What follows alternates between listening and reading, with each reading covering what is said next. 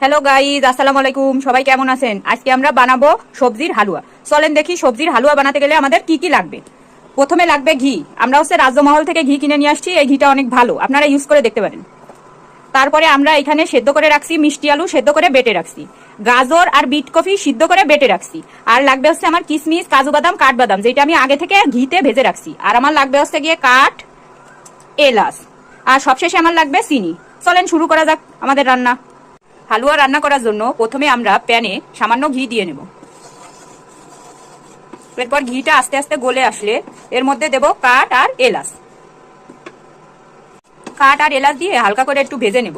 অনেক বেশি ভাজা যাবে না, অনেক বেশি ভাজলে ঘির যে স্মেলটা এটা নষ্ট হয়ে যাবে। এবার ঘিটা হালকা গরম হয়ে আসলে এর মধ্যে পেস্ট করে রাখা মিষ্টি আলু দিয়ে দেবো। তারপরে দিয়ে দেবো পেস্ট করে রাখা গাজর আর বিট কফি।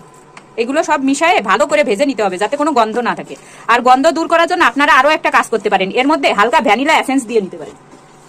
এটা ভ্যানিলা এসেন্স। এটা আপনি যে কোনো মার্কেটে পাবেন, দোকানে পাবেন। এটার দাম 70 টাকা মাত্র। মিশ্রণটা হালকা একটু শুকনো শুকনো হয়ে আসলে এর মধ্যে এবার দিয়ে দেবো চিনি।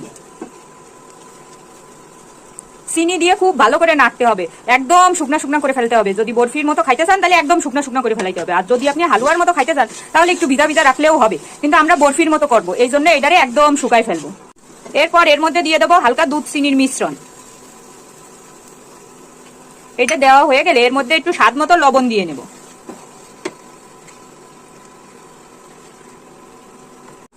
এরপর হালুয়াটা আরো একটু শুকনো শুকনো হয়ে আসলে এর মধ্যে সেই দিয়ে দেবো কিশমিশ, কাজু আর কাঠবাদাম ভেজে রাখা। এরপর সুন্দর করে নাড়বো, নাড়তে থাকবো। নাড়া হয়ে গেলে এরপর আমরা একটা থালে সামান্য তেল মাখায় এইটারে থাবাবো। থাবাইলে দেখা যাবে যে সুন্দর একটা শেপ আসবে। তারপরে আমরা দেখাচ্ছি যে কি করবো। এটা এরকম শুকাই গেলে যখন আমরা দেখবো যে কড়াইয়ের কোথাও আর লাগতেছে না, তখন এটা আমরা নামাই নেবো আস্তে করে। এই যে এইভাবে আস্তে করে নামাই নেবো।